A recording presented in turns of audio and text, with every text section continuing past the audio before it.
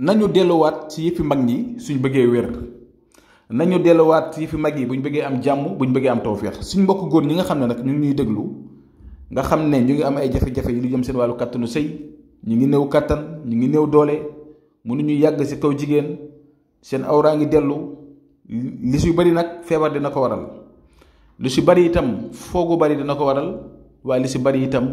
lekk yeeg naan yi dana ko waral mu ñu toll si jamono jooju nag nga xam ne bu kenn ree kenn bu kenn am kàttan tey gis ku ñàkk kàttan nga di ko ree ndaxte weesoogu la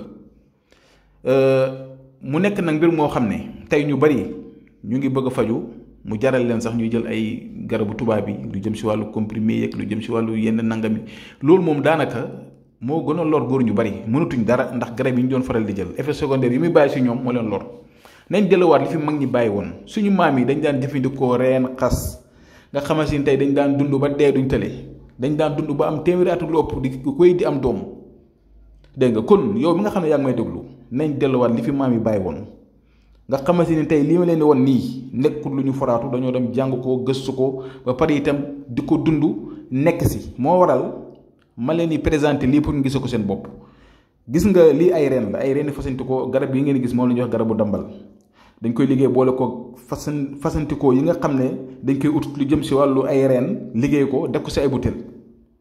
wallaahi la mun naa la waatal si yàlla ne yow mu may déglu jarul sax ngay nekk di sonn bu fekkee ne lu ñuy diw sa awra la pour bëgg sa awra am doole am kàttan dëgër ñi nga xam ne seen awra yi foye nañ ko ba mu dellu wala ñi nga xam ne feebar dal na leen ba seen awra yi di dellu fexee rek ñu déggante incha allah yow mi nga xamante ne ni tam yaa ngi yëg ne feebar ak sa jëmm ba mënoo yëg sa bopp mënoo sëy lu yàgg ak sa soxna dégg nga yaa ngi gis ne yaa ngi néew kàttan yaa ngi néew doole te loolu jaaxal na la fexeel ñu déggante yow mi nga xam ne itam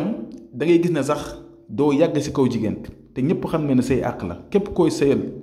war nga ko mën a satisfaire te satisfaire nag pour nga mën koo def sa soxna foog nga yàgg tam si kawam kon yooyu yëpp nag tey bu ko góor manqué rek mën nañu wax ne ngóoraam mu ngi jëm si tële te am na loo xam ne boo ko fajut si tële ngay mujjee da ngay dem ba sax dootoo mënati dara kon maa ngi lay digal yow mu may déglu dañ leen feebar si jàmmu yàlla la bokk nga faju saa boo feebaree fexe nga ut lu lay faj bul wax ne ñëpp a yem koo gis rek nga ne ñëpp a yem ndaxte ñëpp nga jóg di jaay ay garab waaye mën ngaa dem ba war a dal sax si ki lay faj sax nga romb ko kon nag ñun woowuñ kenn